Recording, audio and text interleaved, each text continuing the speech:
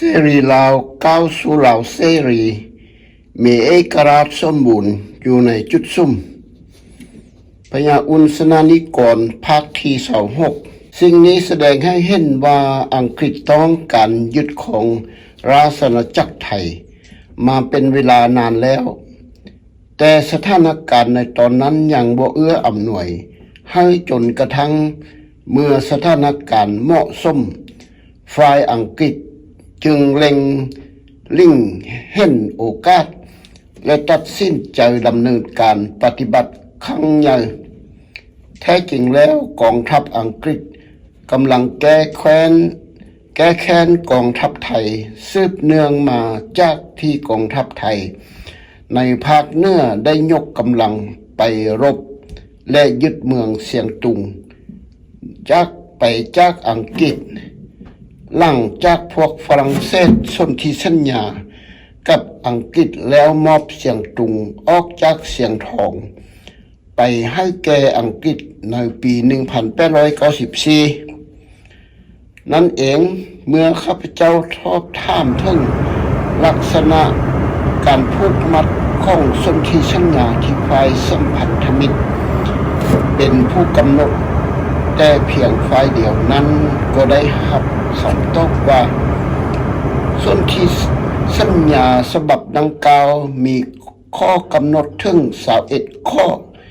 ที่ผูกมัดประเทศไทยไว้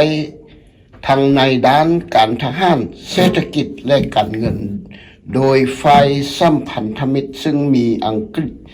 เป็นแกนนำได้บังคับให้ไทยยุบเลิกกองการทหารทั้งหมดอีกทั้งยังห้ามไทยส่งไม้สักออกยางพารา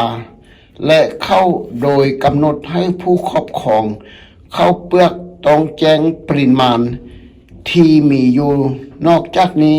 ฝ่ายสัมพันธมิตรยังเข้าควบคุมสื่อสารมวลชนทุกๆแขนงในประเทศไทยอีกด้วยแม้ว่ารัฐบาลไทยจะเสนอให้เข้าจำนวน240 ตนโดยบ่คิดมูลค่าแต่สนธิสัญญาที่เอาเปรียบฝ่ายเดียวฉบับนั้นยังกำหนดให้ไทยต้องขายเข้าอีก1,500,000 ตนในราคาที่ต่ำที่สุดเมื่อข้าพเจ้าสอบถามว่าเพื่อนมิตรภาพคนอเมริกันพอจะซอยเหลือยังกับเฮาได้แดก็ได้รับคำตอบว่าสหรัฐอเมริกาเห็นใจไทยและได้เรียกร้องให้ฝ่ายอังกฤษผ่อนคลายเงื่อนไขลงท้ายที่สุดมาข้าพเจ้าได้รับคำแนะนำว่าทางที่ดีควรเข้ามาพำนักอยู่ยังกรุงเทพโดยพวกเขาจะปรึกษาหารือกับนายกรัฐมนตรีล่วงประดิษฐ์เพื่อจัดหาบ้านพักให้เฮาได้อยู่อาศัยในระหว่างที่ประกอบอาชีพเลี้ยงตัวเองซึ่งจะเป็นการแสดงให้ชาวต่างประเทศเห็นว่ากลุ่มลาวอิสระทั้งหมดพำนักอยู่ในกรุงเทพและบ่มีความเคลื่อนไหวใดๆที่จะเป็นภัยอันตรายต่อพวกฝ่ายฝรั่งเศสจากนั้นข้าพเจ้าได้ไปรายงานต่อคณะรัฐมนตรีและทุกคนก็ได้ย้ายเข้ามายังกรุงเทพในช่วงทำอิฐพวกเขาพักพาอาศัยอยู่ที่บ้านไซโยซึ่งตั้งอยู่ในใกล้กับสถานีรถไฟหัวลำโพงแต่ก่อนบ้านหลังนี้รัฐบาลไทยได้มอบให้เจ้าศักดิ์ประเสริฐณจำปาสักซึ่งเป็นข้าราชการบำนาญได้ใช้เป็นที่พักอาศัยอยู่ต่อมาในช่วงสงครามโลกครั้งที่2เมื่อสถานีถูกลูกระเบิดข้าพเจ้าจึงส่งเจ้าศักดิ์ประเสริฐกลับไปยังจำปาสักส่วนตัวข้าพเจ้าก็ดูแลบ้านหลังนั้นต่อโดยให้เด็กน้อยสายนมจาก2-3 คนเข้าไปพักพาอาศัยอยู่ ในช่วงทำอิฐนั้นพญาคำเมาวิไลพร้อมด้วยครอบครัวของท่านรวมถึงตัวข้าพเจ้าและญาติพี่น้องได้พักอาศัยอยู่ที่นั้นซึ่งมีพวกเขาอยู่ร่วมกันเป็นจำนวนหลาย10 คนนางทองลาและนางบุญท่มลูกเศร้าเป็นผู้รับผิดชอบค่าอาหาร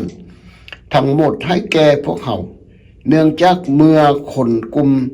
หนึ่งรับประทานอาหารแล้วก็จะมีอีกกลุ่มหนึ่งมุ่นเวียนกันเข้ามารับประทานต่อเจ้าต่อน้ำใจไมตรีที่ประทานที่ทานทั้งสองมีต่อขบวนการลาวอิสระและกลุ่มเสรีลาวซึ่งกลับกลายมาเป็นลาวเสรีแล้วทุกวันนี้นั่นเป็นสิ่งที่น่าซาบซึ้งน้ำใจยิ่งนักพวกเขาก็จะบ่มีวันลืมเลื่อนต่อน้ำใจและจะถ่ายทอดเรื่องราวนี้ต่อไปยังลูกๆล้านๆเสื้อไปหลังจากจัดการเรื่องนี้ที่พักพาอาศัยเรียบร้อยแล้วพวกเขาต่างก็ห้างานทำเจ้าสายสุวรรณภูมิส่งเข้าหับทำงานเป็นช่างเทคนิคที่บริษัทไฟฟ้าไทยส่วนดร.คำโกวิไลทองได้เปิดคลินิกสำหรับตัวข้าพเจ้านั้นได้ไปช่วยพันโทจิมทอมสันก่อตั้งบริษัทผ้าไหมไทยโดยต้องเดินทางไปมาระหว่างกรุงเทพโคราชและภาคตะวันออกเฉียงเหนือเพื่อรับซื้อผ้าไหมมาป้อนโรงงานข้าพเจ้าได้เรียนรู้วิธีการย้อมสีผ้าไหมจนเชี่ยวชาญและเมื่อใดที่มีงานเลี้ยงสังสรรค์แห่งใดท่านจิมทอมสันกับข้าพเจ้าก็จะนำผ้าไหมไปจัดแสดงและจำหน่ายในลักษณะเดียวกับพ่อค้าผ้าคนอินเดียซึ่งก็ขายได้ดีหลายพ่อถือว่าเป็นสินค้าใหม่ในขณะนั้นในสมัยนั้นภายหลังสงครามมีนักท่องเที่ยว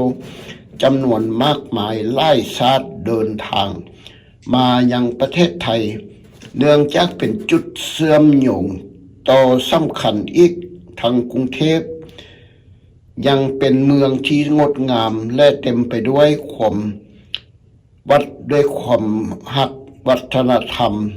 และวัดวาอารามที่มีเอกลักษณ์โดดเด่นบ่คือไผในโลกผู้ที่มาพักพาอาศัย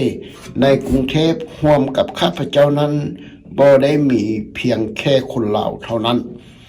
แต่ยังมีคนเวียดนามร่วมอยู่ด้วยกันซึ่งคนเวียดนามเหล่านี้ต่างก็มีลักษณะฝีมือติดตัวมาด้วยบ่ว่าจะเป็นสร้างไม้สร้างมือและสร้างเฮ็ดเครื่องเงินที่มีสีมือดีเยี่ยมยอดกลุ่มหนึ่งไปทำงานที่บริษัทไทยนครซึ่งตั้งอยู่บริเวณหน้าสะพานพระพุทธยอดฟ้าและจนถึงทุกวันนี้คนเหล่านั้นก็ยังคงปักหลักอยู่ที่นั้นและมีชีวิตความเป็นอยู่ที่นั้นมั่นคงดีหลายเมื่อลิงเห็นว่ามีนักท่องเที่ยวเดินทางเข้ามายังประเทศไทยเป็นจำนวนล่วงหลายแต่ยังคาดแคลนโรงแรมที่บ่มีคุณภาพพันโทจิมทอมสันจึงได้เข้าพบกับนายกรัฐมนตรีล่วงประดิษฐ์เพื่อเสนอโครงการปรับปรุงบ้านพักซึ่งแต่ก่อนเคยเป็นฐานทัพเนเธอร์แลนด์หิมแม่น้ำเจ้าพระยาใกล้กับธนาคารอินโดจีนให้กลายเป็นโรงแรมชั้นดีนายกรัฐมนตรีได้อนุมัติโครงการดังกล่าวพร้อมทั้งเชิญให้เจ้าสุภานุวงศ์นายพลไส้ยาพาณิชพาธิพเสนและบุคคลอื่นๆมาร่วมลงทุน โดยมีมาดามเซกเมนกรูนเข้ามามีส่วนร่วมด้วยข้าพเจ้ามีส่วนช่วยในการตกแต่งและจัดหาสั่งไฟฟ้าสั่งปนิกปะนาและสร้างถาซี่เข้ามาทำงานที่นั่นจนถึงทุกวันนี้ก็ยังคงมีผลงานของสร้างในทีมข้าพเจ้าลงเรืออยู่เส้นวาดภาพแต้มขนาดใหญ่ในโอท่งหับแขกซึ่งเป็นฝีมือของสร้างคนเวียดนามของข้าพเจ้าแม้แต่บานไม้ไผ่ก็มีเป็นความคิดของข้าพเจ้าเช่นกันสมัยก่อนเวลาไปนั่งดื่มที่นั้นเฮามักจะทึกยุงกัดแต่เดี๋ยวนี้บรรยากาศสบายขึ้นหลายแล้วในช่วงเวลานั้นข้าพเจ้าได้พาเวียงแก้วสนานิกรลูกสายของท่านผู้สนานิกรเข้ามาทำงานเป็นผู้ช่วยนักบัญชีที่นั้นเพื่อให้เขามีรายได้สำหรับเลี้ยงอาชีพท่านอุ่นสนานิกรกล่าวในความจื้อจำและทรงจำไว้ให้ลูกหลานในวันนั้นอย่างยืดยาว